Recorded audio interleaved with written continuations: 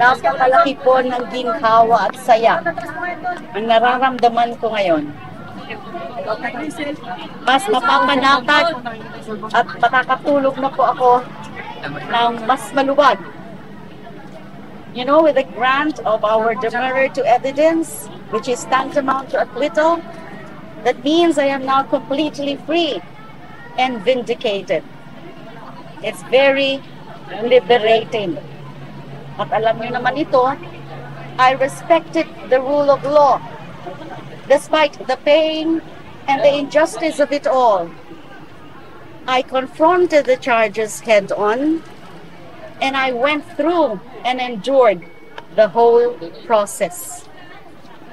Nagpapasalamat po ako unang-una sa ating mahal na Panginoon for His grace of freedom,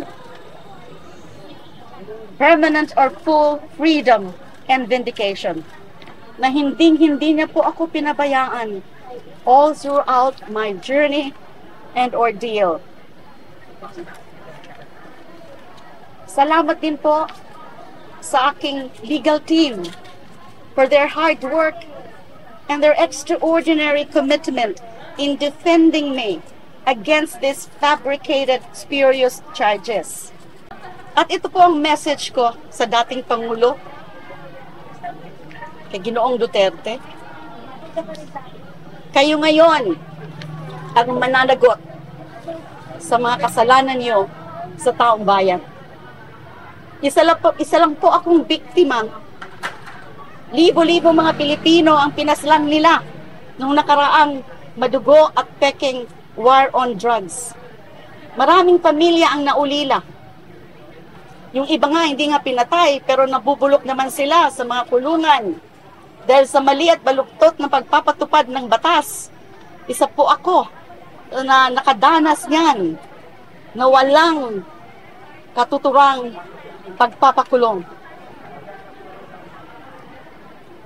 Sa mga sumusuporta po sa akin, huwag po kayong mawawala.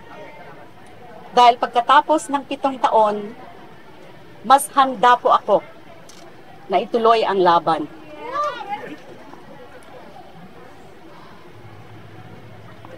Let's pray together. Let's work together. Let's fight and win together. Tuloy ang laban. Ma'am, yung